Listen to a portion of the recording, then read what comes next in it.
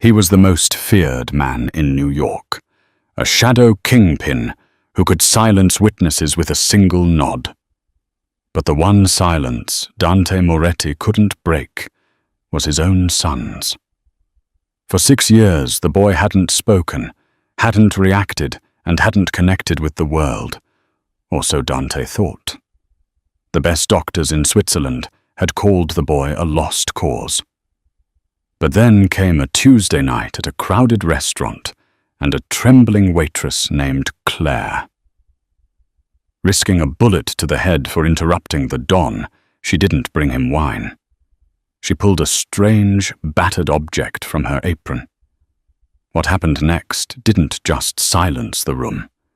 It brought the mafia lord to his knees and changed the underworld forever.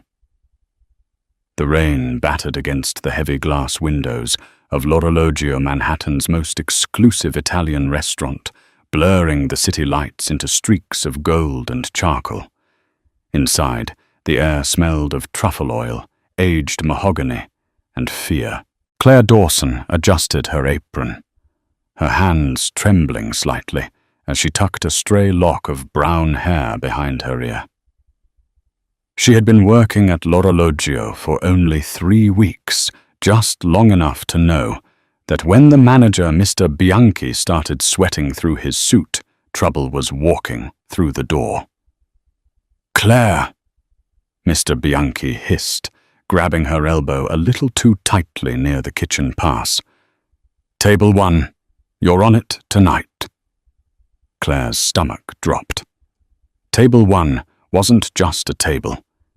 It was a territory.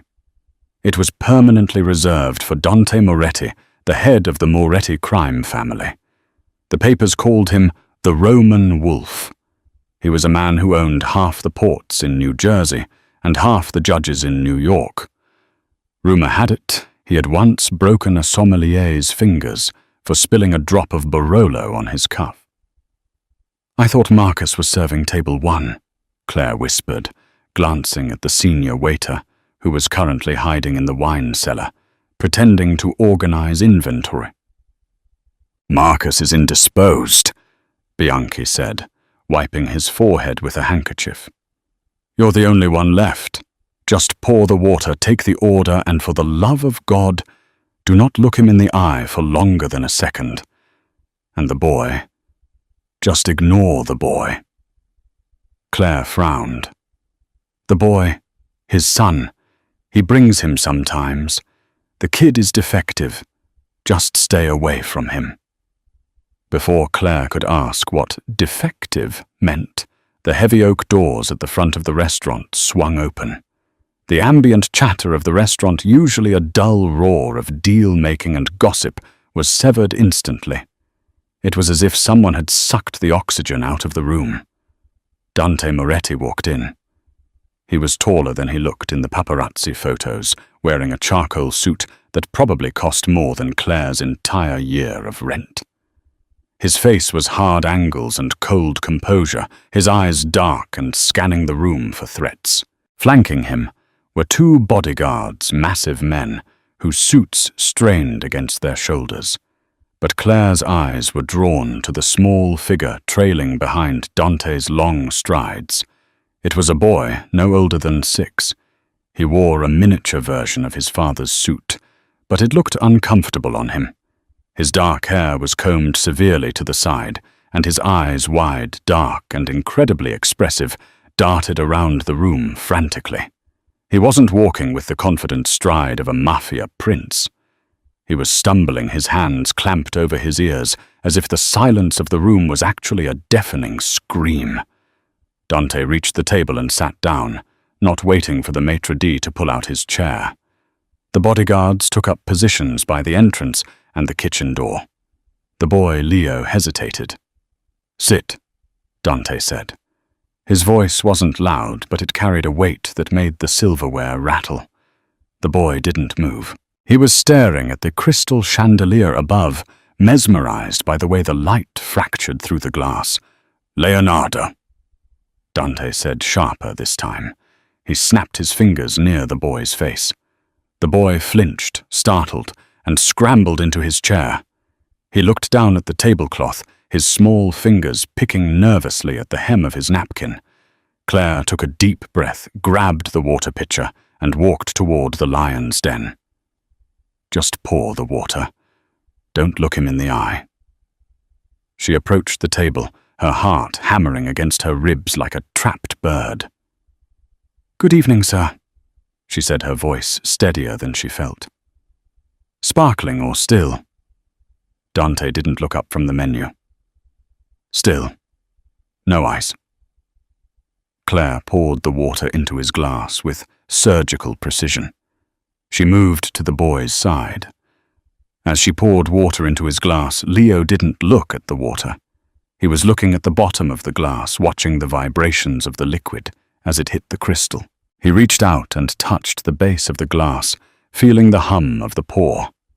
"Stop that!" Dante snapped at his son. Leo didn't react. He kept his finger on the glass, his head tilted, feeling the resonance. Dante reached out and gripped the boy's wrist, pulling it away. "I said, stop. Act like a Moretti, not a—" He trailed off, the insult hanging in the air, heavy and cruel. Claire froze. She knew that look in the boy's eyes. It wasn't defiance. It wasn't stupidity. It was isolation. "He likes the vibration," Claire said. The words slipped out before she could stop them. Dante's head snapped up.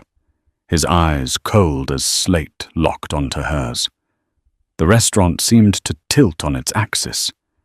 Mr. Bianchi, watching from the corner, looked like he was about to faint. "Excuse me," Dante asked, his voice lethally quiet. "The water, sir." Claire stammered, gripping the pitcher so hard her knuckles turned white. When it hits the glass, it creates a resonance. He can feel it in his fingertips. It's soothing. Dante stared at her for a long, agonizing moment. He's not soothing himself. He's being absent-minded. My son was born deaf, Signorina. He hears nothing. He understands nothing. He lives in a world of silence because he is broken. Do not presume to tell me what he feels. Claire felt a flash of heat rise up her neck. Not fear, but anger.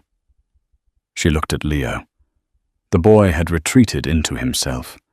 His shoulders hunched, his eyes glazed over. He wasn't broken. She could see the intelligence burning behind those dark eyes, trapped behind a wall of silence that his father refused to learn how to climb. "My apologies, sir," Claire murmured. She finished pouring and retreated to the safety of the kitchen. "You have a death wish," Bianchi hissed at her as she pushed through the swing doors. "I told you to ignore the boy. Dante Moretti has spent millions on specialists. If he says the boy is broken, the boy is broken. You're just a waitress, Claire. Do not play doctor with the mafia." Claire leaned against the stainless steel counter, closing her eyes. She wasn't just a waitress. Not really.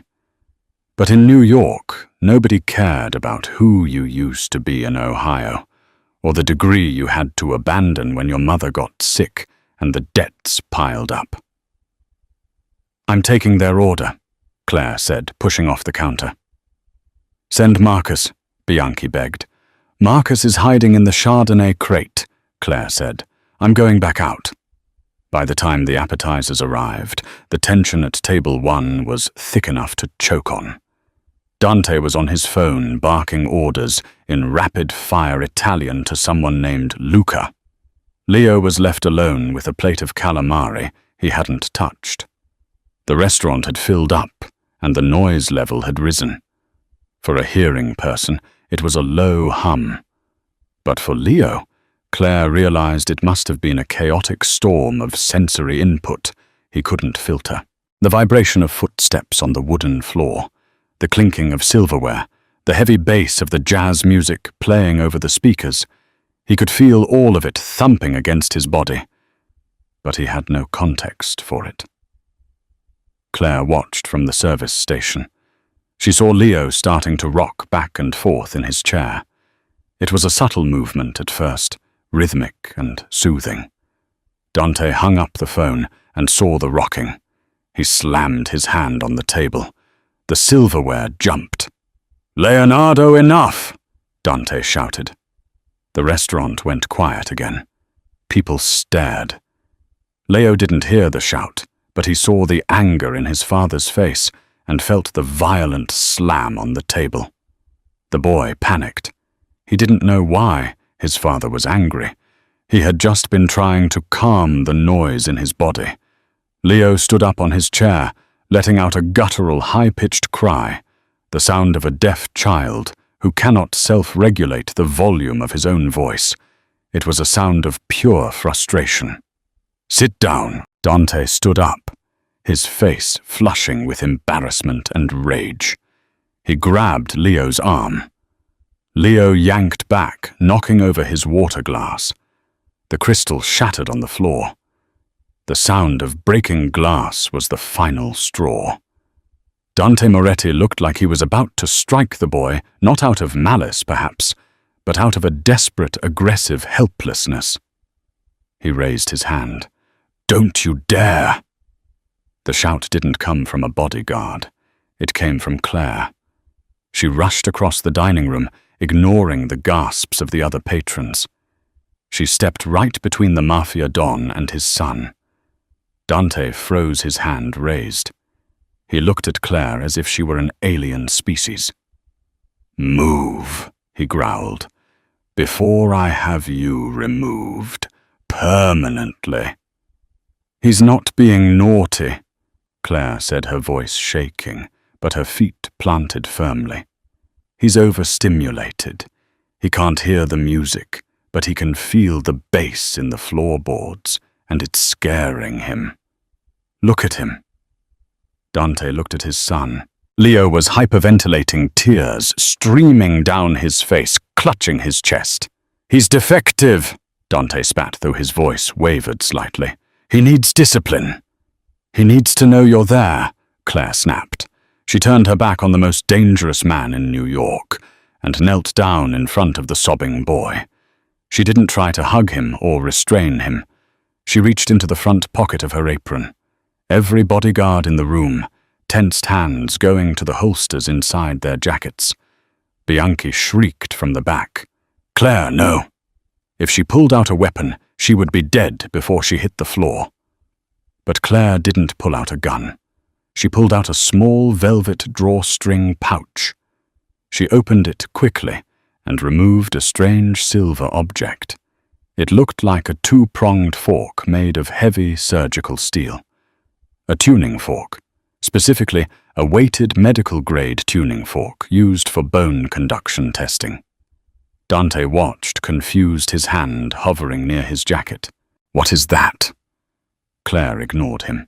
She struck the tuning fork hard against the heel of her boot. The metal prongs blurred with vibration. She held the base of the fork up. Leo, tears in his eyes, flinched away. But Claire gently, slowly pressed the stem of the vibrating fork against the boy's collarbone. The effect was instantaneous. Leo gasped. His eyes went wide. He stopped crying immediately. The strong, pure frequency vibrated through his bones, bypassing his damaged ears and resonating directly in his inner ear. For a boy living in a world of muffled chaos, this was a clear, singular, beautiful sensation. A pure note. Claire struck it again and placed it on his elbow. Leo laughed. It was a rusty, unused sound, but it was a laugh. He reached out with trembling fingers and touched the fork. Claire smiled, tears pricking her own eyes. She struck the fork again, and this time she placed the stem against the wooden table. She gestured for Leo to put his hand on the wood. Leo placed his small palm flat on the table. He felt the hum. He looked up at Claire, his eyes shining with an intelligence that had been locked away for 6 years. He tapped the table, then tapped his chest. "I feel it." Claire lifted her hands. She didn't use standard American sign language. She used a modified tactile signal. She touched her chin, then moved her hand toward him. "Thank you." Leo clumsily mimicked the motion. The silence in the restaurant was total, but this time it wasn't a fearful silence. It was a stunned reverence. Claire stood up slowly and turned to face Dante. The Mafia Don was pale, all the color drained from his face. He was staring at his son, who was now calmly tracing the patterns of the wood grain, waiting for the next vibration. "He's not broken, Mr. Moretti," Claire said softly. "He just has a different way of touching the world. You've been trying to force sound into his ears. You should have been putting it in his hands." Dante looked from the boy to the cheap silver fork in Claire's hand. He looked at Claire, really looked at her for the first time. He didn't see a waitress anymore. "Who are you?" Dante whispered. "I'm just the waitress," Claire said, putting the tuning fork back in her pouch. "And I think table 1 needs a new glass of water." She turned to walk away, but she didn't get it far. "Wait." Dante's voice wasn't a bark this time. It was a plea. "My son!" Dante swallowed hard, his mask of cruelty slipping to reveal a desperate father. He smiled. He hasn't smiled in 2 years. Claire turned back. "He's a bright kid, Mr. Moretti. He's starving for input. He's not ignoring you. He's bored because no one is speaking his language." Dante stepped closer to her, invading her personal space. The scent of expensive cologne and gun oil filled her nose. "And you speak his language. I used to study audiology," Claire said, clutching her tray. Well before life happened. I carry the fork because my little brother was deaf. It used to calm him down when the world got too loud." Dante stared at her for a long time. The gears in his head were turning, calculating, assessing. The danger in the room hadn't vanished, but it had shifted. He reached into his jacket pocket. The bodyguards flinched. Claire held her breath. He pulled out a business card. It was black with nothing but a phone number embossed in gold. "You finish your shift," Dante said. "Then you walk out that door. There will be a car waiting for you." "Sir, I have a job," Claire said, terrified. "I can't just—" "You had a job serving pasta to tourists," Dante interrupted. He glanced back at his son, who was now tapping the table rhythmically, looking peaceful. "Now you have a job saving my son. Don't make me ask twice, Claire." It wasn't a request. It was a summons. As Dante sat back down, picking up the menu with a trembling hand, Claire knew her life as she knew it was over.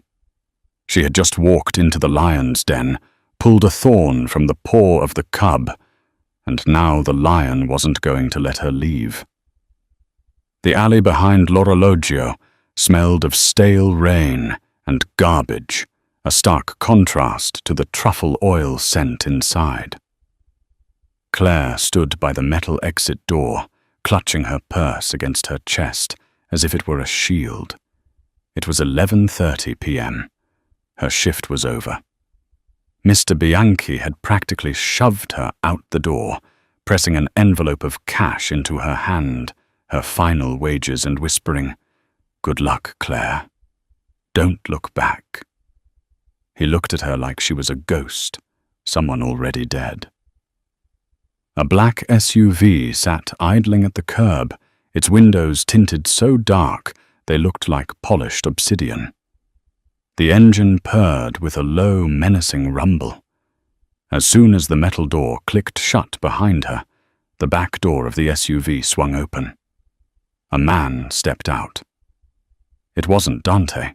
It was one of the giants who had guarded the door, a man with a scar running through his left eyebrow and a neck as thick as a tree trunk. "Miss Dawson," the man said. His voice was gravel. "Mr. Moretti is waiting." "I need to go home first," Claire stammered. "I have a cat. I have rent to pay. I didn't agree to move in." The man didn't blink. "Your rent has been paid for the next year. The cat is being collected by a pet service as we speak and will be transported to the estate. Get in the car." Claire's blood ran cold. They knew where she lived. In the 2 hours since Dante had left the restaurant, they had found her apartment, paid her landlord, and kidnapped her cat. This wasn't a job offer. It was an acquisition. She got in the car. The interior smelled of leather and ozone. Dante Moretti was sitting on the other side of the back seat, reading a file on a tablet. He didn't look up as she slid in, trembling. The door slammed shut, sealing her in a soundproof capsule with the most dangerous man on the East Coast. The car pulled away, merging seamlessly into the late-night Manhattan traffic. "You audited classes at Columbia University for 2 years, Dante said, swiping a finger across his tablet. "Advanced audiology, speech pathology. You dropped out 3 years ago when your mother, Sarah Dawson, was diagnosed with stage 4 pancreatic cancer. She died 6 months later. You were left with $40,000 in medical debt." Claire stared at him, her mouth agape. "How do you know that?" Dante finally looked at her. The streetlights outside cast rhythmic shadows across his sharp jawline. "I know everything about the people I let near my son. You're clean, no police record, no drug habits, just poor and desperate." "I'm not desperate," Claire said, finding a sudden spark of courage. "I'm hard-working." "Same thing in this city," Dante countered dryly. He tapped the partition glass, and the driver sped up, heading toward the George Washington Bridge. "My son Leonardo. The doctors in Zurich said his auditory nerve is completely severed. He has 0 hearing.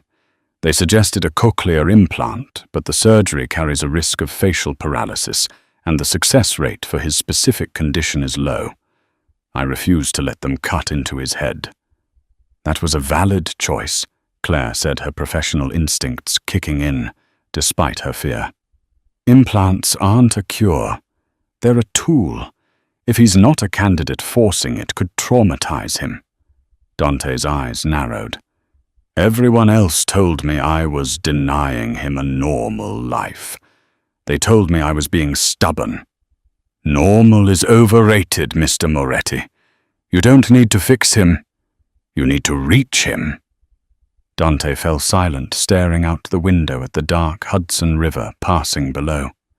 For a moment, the mask of the ruthless Don slipped, revealing a man who was simply tired. His mother. She died when he was born. Complications. Claire softened. "I'm sorry." "She was a pianist," Dante said, his voice barely a whisper. "She loved music. It feels like a cruel joke from God that her son lives in silence." The vulnerability vanished as quickly as it appeared. Dante straightened his tie, the steel returning to his spine. "You will live at the estate. You will be his governess. You will teach him how to communicate. You will teach me how to communicate with him. In exchange, your debt is erased. You will receive $10,000 a month, and you will sign a non-disclosure agreement that says if you speak about my business, my home, or my associates to anyone, well, you won't be speaking again."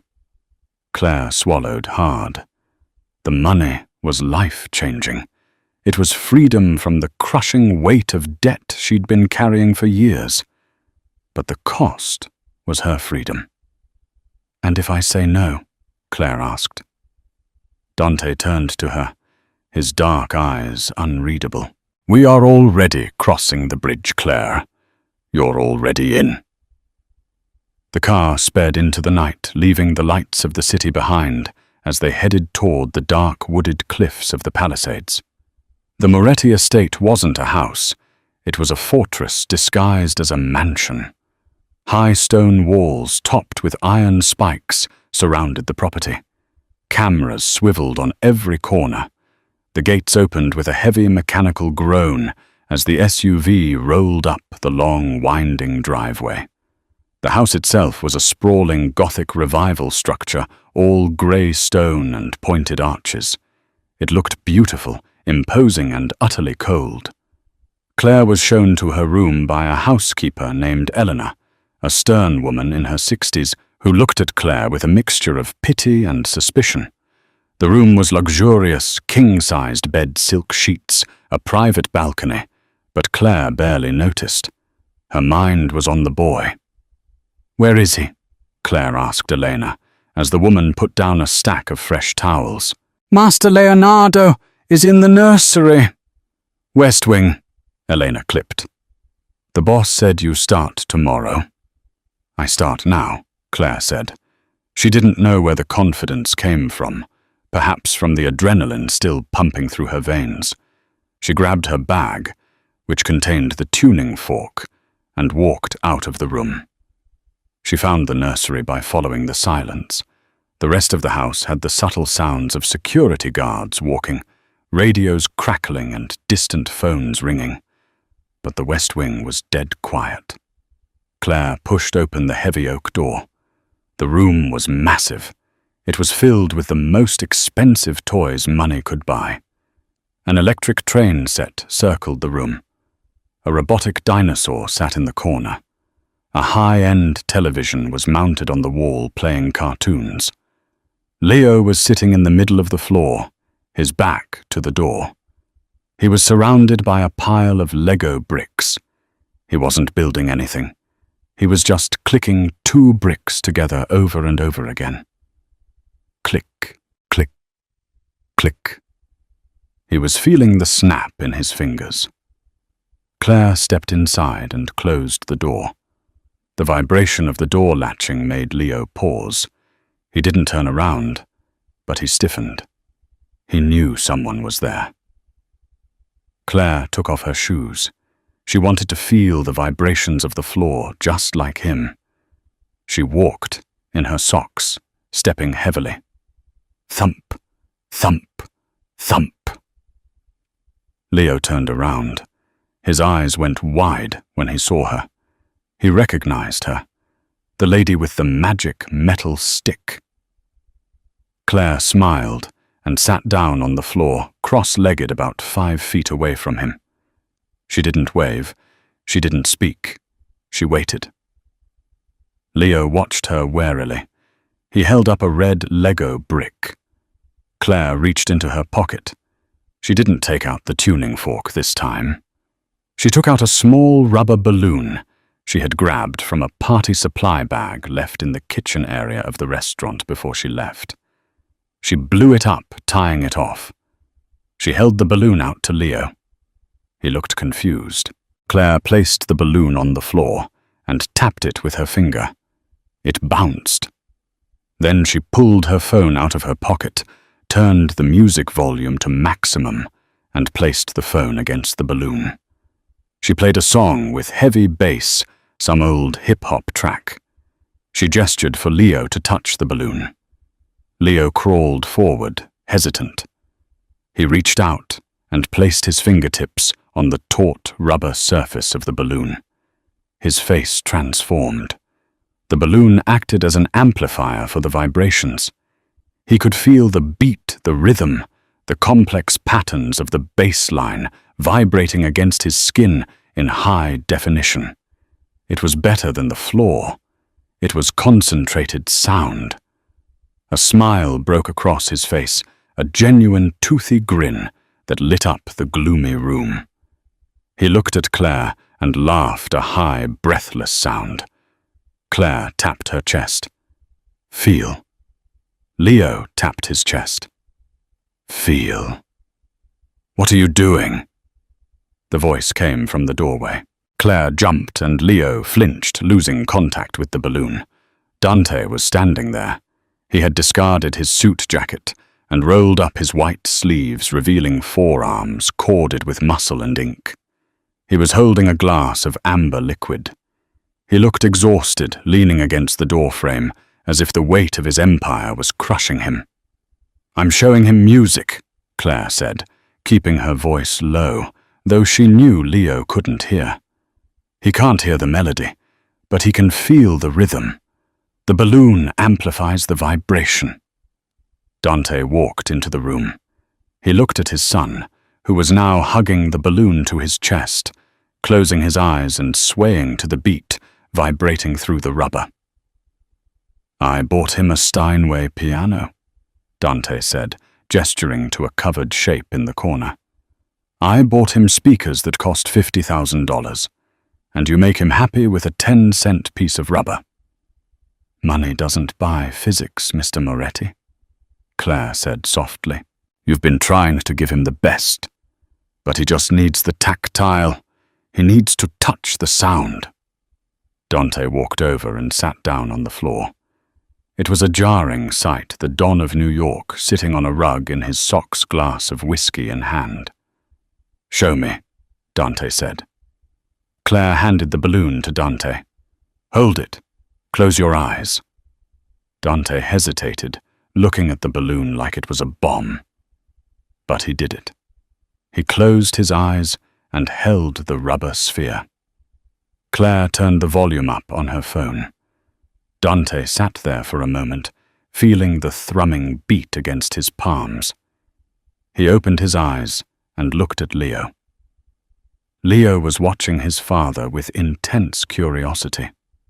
Slowly, Dante extended the balloon toward his son. Leo reached out. They both held the balloon, the vibration passing between their hands, connecting them through the rhythm. For the first time in 6 years, they were sharing an experience. Leo looked up at Dante's face. He reached out a small hand and touched Dante's beard. Dante froze. He stopped breathing. Leo had never initiated physical contact like that. "He's curious," Claire whispered. "The vibration makes him feel safe. When he feels safe, he explores." Dante turned his gaze to Claire. His dark eyes were intense, stripping away her defenses.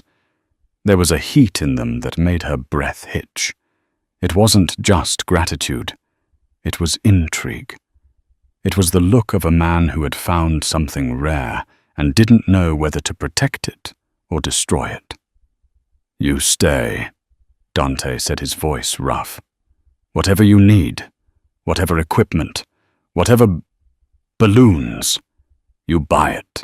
You fix this." "I can't fix his ears, Dante," Claire said, using his first name without thinking. "I don't care about his ears anymore," Dante murmured, watching his son. "Fix the bridge between us." Suddenly, the moment was shattered. A man appeared at the door, Luca the driver. He looked tense, his hand hovering near his waist. "Boss," Luca said, his voice sharp. "We have a problem at the docks. The Russians, they intercepted the shipment." The father vanished. The Don returned instantly. Dante's face hardened into a mask of stone. He stood up, the warmth evaporating from the room. "Stay here," Dante commanded Claire, his voice icy. "Do not leave this room. Do not open the door for anyone but me or Luca." "Is everything okay?" Claire asked, clutching the phone. "No," Dante said, checking the magazine of a pistol he pulled from a holster at the small of his back. "Welcome to the family, Claire." He turned and strode out, leaving Claire alone in the nursery, with a deaf child, a vibrating balloon, and the sudden terrifying realization that the walls of this fortress were not built to keep people out. They were built to keep the war from getting in. And she was now on the inside. 3 in the morning, the time when the world is stripped of its pretenses and left raw. Claire sat in the library of the Moretti estate, a leather-bound book open on her lap, though she hadn't turned a page in an hour. The house was silent, but it wasn't the peaceful silence of a sleeping home. It was the tense, holding its breath silence of a bunker, waiting for the bomb to drop. Leo was asleep in the West Wing, clutching his vibrating balloon. He slept soundly, immune to the thunder rolling outside, immune to the sirens wailing in the distance. Claire envied him that peace. She heard the front door open. It wasn't the heavy mechanical groan of the main gates this time. It was the quiet click of the service entrance. Then a heavy thud, like a sack of flour, hitting the marble floor. Claire dropped her book and ran into the hallway. Dante Moretti was leaning against the wall, his face grey, his breath coming in ragged, wet gasps. His pristine white shirt was ruined, the entire left side soaked in a dark, spreading crimson stain. Luca, the driver, was trying to hold him up, but Dante was a big man, and he was sliding down the wallpaper. "Get the doctor," Luca grunted, struggling under the weight. "No doctor." Dante wheezed, his teeth gritted. "No hospitals. Too much heat. The police are already swarming the docks." "You're bleeding out, boss," Luca shouted. "Bring him to the kitchen," Claire ordered. Her voice was surprisingly steady. She didn't feel steady, but panic was a luxury she couldn't afford. "The lighting is better, and there's vodka and boiling water." Dante looked up, his eyes hazy with pain. "Claire, go to bed." "Shut up and walk," she snapped. They dragged him into the industrial-sized kitchen. Luca hoisted Dante onto the stainless steel island. Claire immediately went to work. She grabbed the shears from the knife block and cut away the ruined shirt. The wound was ugly, a jagged graze across his ribs and a deep puncture in his upper deltoid. A bullet had passed through, missing the bone, but tearing through muscle. It wasn't fatal, but he had lost a lot of blood. "I need a suture kit," Claire said. "Does this fortress have a first aid kit, or just guns?" "Cabinet above the fridge," Luca said, rushing to get it. Claire washed her hands, scrubbing them until they were pink. When Luca returned with a tactical medical kit she took over. "This is going to hurt," she told Dante. Dante looked at her. He was sweating, his hair plastered to his forehead. "I've had worse." "Doesn't mean this won't sting." She poured alcohol over the wound. Dante hissed, his back arching off the table, the muscles in his abdomen contracting violently. He didn't scream, but the sound he made was a guttural growl of agony. Claire didn't flinch. She threaded the needle. For the next 20 minutes, the only sounds in the kitchen were the storm outside and the snip of scissors. Claire stitched him up with the precision she had learned while taking care of her mother's post-surgical wounds. Her hands, usually so gentle when teaching Leo sign language, were firm and efficient. When she tied the final knot and taped the gauze down, Dante slumped back, exhausted. Luca had stepped out to handle security, leaving them alone in the harsh fluorescent light. "You have good hands," Dante murmured, his eyes closed. "I learned from necessity," Claire said, wiping the blood from her fingers with a wet towel. "My mother had drains that needed changing.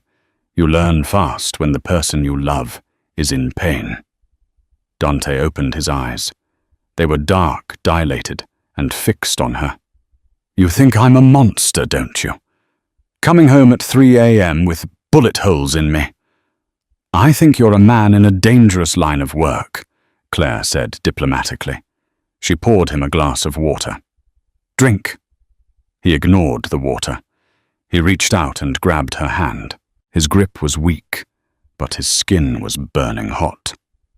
"The Russians, they weren't just stealing cargo. They were mocking me. They said a man who can't raise a son can't run a city." Claire felt a chill run down her spine. "They know about Leo." "Everyone knows," Dante whispered. In my world, a weakness is a target. They think he makes me soft. They think because he can't hear, he's useless. He's not useless, Claire said fiercely. He's brilliant. Yesterday he learned the sign for hungry and play. He organized his blocks by vibrational density. He's smarter than half the men you employ. Dante pulled her hand closer, pressing it against his chest, right over his beating heart. Make him strong, Claire.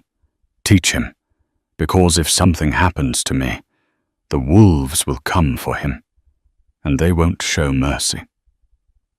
Claire looked down at the Mafia Don. In this light, stripped of his suit and his bravado, he wasn't a kingpin. He was just a terrified father bleeding on a kitchen table. I won't let anything happen to him, Claire promised. And I won't let anything happen to you either. You have to stay alive to see him grow up. Dante looked at her lips. The air in the kitchen shifted. The smell of antiseptic and blood faded, replaced by a sudden electric tension. He pulled her slightly closer. Claire leaned in, her heart hammering against her ribs. Boss! Luca burst back into the kitchen, phone in hand. Claire jumped back, her face flushing. Dante groaned, the moment shattered. What? Dante barked, pain and irritation lacing his voice. We found out who gave the Russians the route. Luca said, his face pale. It wasn't a leak at the docks. It was from the house. Dante sat up, ignoring the pain in his shoulder. His eyes turned into shards of ice. Who? We don't know yet, Luca said, but the encrypted comms came from inside the estate. Dante looked at Claire, then at the ceiling toward where his son was sleeping. The enemy wasn't just at the gates anymore. The enemy was in the living room. 2 weeks had passed since the shooting. Dante had healed with a supernatural speed, his shoulder stiff but functional. The atmosphere in the house, however, had not healed. It had festered. Security was tripled. Every member of the staff was vetted, re-vetted, and watched. Dante trusted no one, except seemingly Claire. Claire had become the center of Leo's world. The progress was staggering. She had introduced him to American Sign Language, ASL, but with a twist she taught him to feel the signs on her hands first, then perform them. They had a vocabulary of 50 words now. Father, Claire signed, tapping her thumb to her forehead. Leo mimicked her. Father. Home. She signed, bringing her fingers together near her chin. Home. Dante watched from the doorway of the nursery. He hadn't entered yet. He just watched a strange expression on his face, half pride, half sorrow. He felt like an outsider, looking in on a secret society of two. He's asking for you, Claire said, not turning around. She had learned to sense Dante's presence. The air always seemed to get heavier when he was near. Dante walked in. He keeps signing man. He points at the door. Claire gestured to Leo. Leo saw his father and scrambled up. He ran to Dante, not with the fear he used to have, but with excitement. He grabbed Dante's hand and placed it on his own throat. Then Leo made a low humming sound. He wanted Dante to feel the vibration of his voice. Dante knelt, placing his large, rough hand on the boy's small throat. He felt the hum. A lump formed in Dante's throat. I promised him an outing, Dante said, looking up at Claire. He's been locked in this house for months. I secured the botanical gardens in the Bronx, just for an hour. Private access, no public. Is it safe? Claire asked, her brow furrowing. I have 20 men sweeping the perimeter. It's safer than the White House. The Bronx Botanical Gardens were a lush explosion of green and violet, a stark contrast to the grey stone of the Moretti estate. The entire conservatory had been rented out. It was empty save for the Moretti security team, posted at every exit and hidden in the ferns. Leo was in heaven. For a deaf child, the visual stimulation was paradise. He ran from flower to flower, touching the petals, smelling the orchids, his eyes wide with wonder. Dante walked beside Claire, his hands clasped behind his back, his eyes scanning the tree line, never resting. "He looks normal," Dante said softly, "like a normal boy." "He is normal, Dante," Claire corrected him. "He's just louder with his eyes." Dante stopped walking. He turned to Claire. They were standing under the glass dome of the palm house. "You've changed everything, Claire. You saved him. You might have saved me too." He reached out and tucked a strand of hair behind her ear. His fingers lingered on her cheek. It was a tender gesture, shocking coming from a man who broke fingers for a living. "Dante," Claire breathed, leaning into his touch.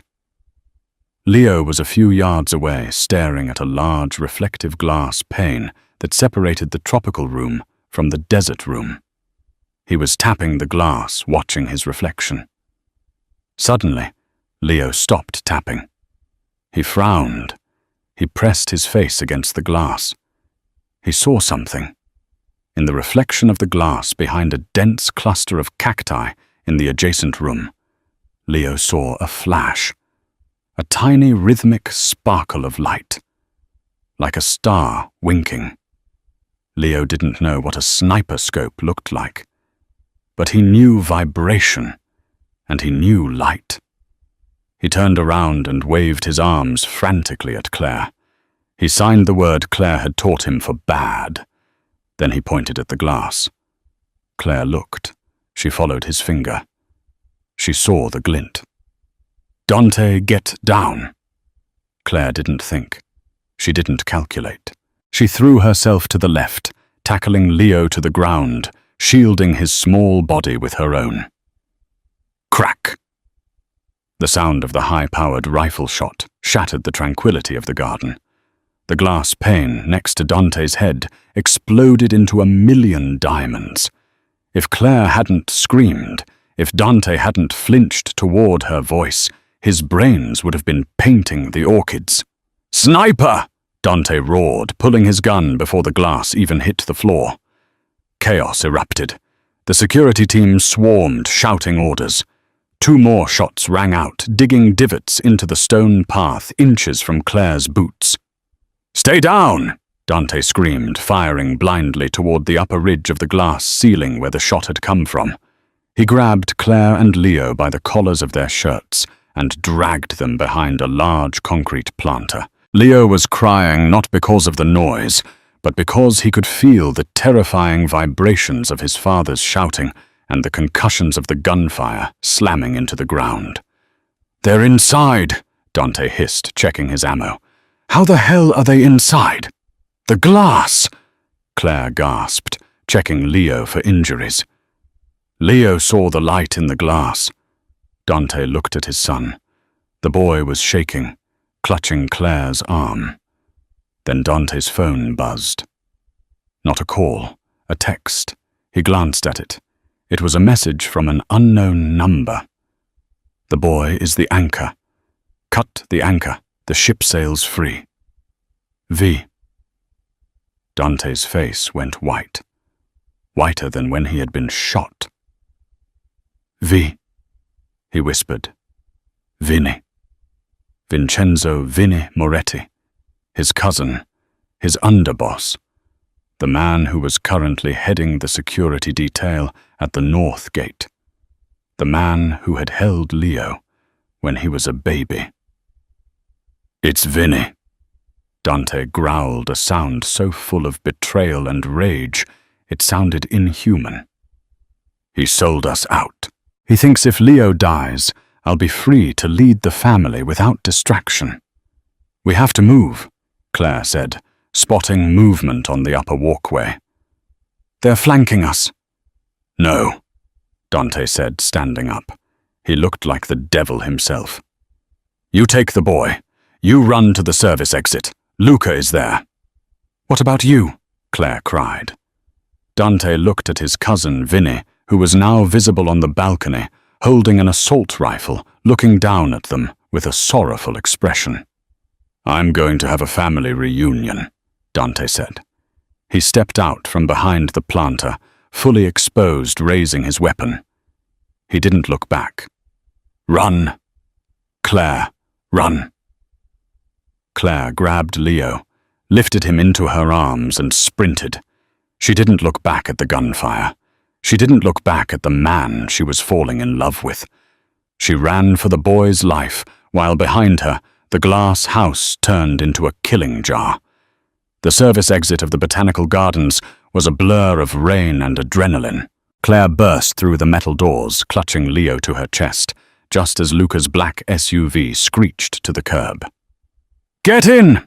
Luca roared, the tires smoking as he floored the accelerator before the door was even fully shut. Claire threw herself into the back seat. Where is Dante? She screamed, grabbing Luca's shoulder. He's still in there. He stays to clean the mess. Luca shouted over the roar of the engine, weaving through traffic with terrifying speed. If he dies a boss. If the boy dies, the line ends. Sit back. Claire slumped against the leather, pulling Leo close. The boy was trembling violently, unable to hear the sirens wailing behind them, but feeling the terrifying erratic vibration of the speeding car. Desperate Claire reached into her pocket. Her hands shook as she pulled out the tuning fork. She struck it hard against the seatbelt buckle and pressed the stem against Leo's sternum. The pure, steady hum flooded the boy's system, a lifeline in the chaos. Leo's breathing hitched, then slowed. He looked up at Claire, his dark eyes wide. Dad. He signed a shaky hand, tapping his forehead. Claire swallowed a sob, kissing his hair, holding the singing metal against him, until the fear began to fade. Back in the shattered ruins of the Palm House, the air was thick with gunpowder. Dante Moretti moved through the foliage like a panther bleeding from a cut on his cheek, his eyes fixed on the upper walkway. Come out, Dante, Vinny's voice echoed from above. Don't make this harder. You know I'm right. The boy is a liability. A deaf Don. It ends the Moretti line. I did this for you. Dante crouched behind a fern. You call it distraction, Vinny, he shouted back. I call it legacy. Legacy! Vinny laughed bitterly. He can't even hear the order to kill a man. He doesn't need to. Dante stepped out into the open, his arms spread wide, exposing himself to his cousin's rifle. Take the shot, Vinny. If you care about the family so much, kill the head and wear the crown. Vinny hesitated, unnerved by Dante's calm. He tightened his finger on the trigger. Click. Vinny froze, staring at his jammed weapon. You never checked your gear, Dante said, his voice cold and final. You relied on the noise. You never learned to listen to the silence. Dante raised his pistol. One shot rang out, deafening in the glass enclosure. Vinny crumpled over the railing, falling into the tropical undergrowth. Dante lowered his gun, looked at his cousin one last time, and turned away. He had a family to get to. The safe house was a glass fortress, perched on a cliff overlooking the Atlantic. 4 hours had passed. Claire paced the living room, terrified, while Leo slept on the sofa. Suddenly the front door chimed. Claire spun around, grabbing a heavy brass candlestick. The door opened, and Dante stood there. He was soaked, bruised, and looked like he had walked through hell. But he was alive. Dante, Claire whispered, dropping the weapon. He crossed the room in 3 strides, pulling her into a crushing embrace. He smelled of rain and iron. He's gone, Dante murmured into her hair. It's over. I thought you weren't coming back, Claire sobbed, Dante pulled back, cupping her face. I couldn't die. I couldn't leave him. I couldn't leave you. I'm just the governess Dante. No, he growled softly. You are the anchor. You're the only one who heard my son when I was deaf to him. He kissed her, a desperate, passionate seal of survival. As they broke apart, a rhythmic thump-thump sounded on the floor. Leo was standing there, stomping his foot. He pointed to Dante, then to Claire. Then he brought his 2 index fingers together and hooked them. Connect. Dante laughed, a sound of pure relief. He scooped his son up, pulling Claire in with them. Yes, Leo, he said. Connected. 6 months later, the grand ballroom of the Plaza Hotel was packed with New York's elite. The 5 families were in attendance, whispering rumors that Dante Moretti was stepping down because of his defective son. Dante stood at the podium looking impeccable. Many of you ask about the future of the Moretti family, he announced. You ask about my legacy. I invite you to meet him. Leo walked out. He was 7 now, wearing a tuxedo. He walked confidently to a grand Steinway piano at the center of the stage. The room went silent. A deaf boy playing piano, Leo sat down. He placed his bare feet on the pedals to feel the reverb. He placed his hands on the keys and closed his eyes. He began to play. It wasn't Mozart. It was raw, percussive, and haunting. Leo slammed the bass keys, feeling the heavy vibrations shake his body, and fluttered the high notes to feel the sharp staccato in his fingertips. He was playing the vibration of the storm, the tuning fork, and his father's heartbeat. The room was spellbound. As Leo struck the final chord, letting the vibration fade, he stood up and turned to the crowd. The room erupted.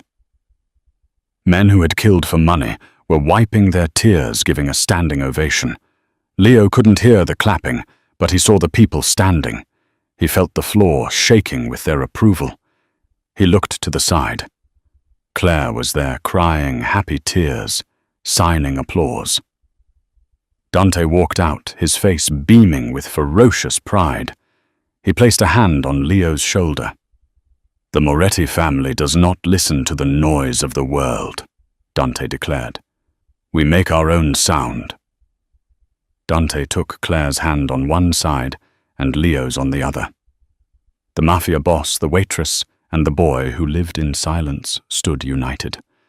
Dante had stopped trying to fix his son, and in doing so, his son had fixed him. The silence was no longer empty.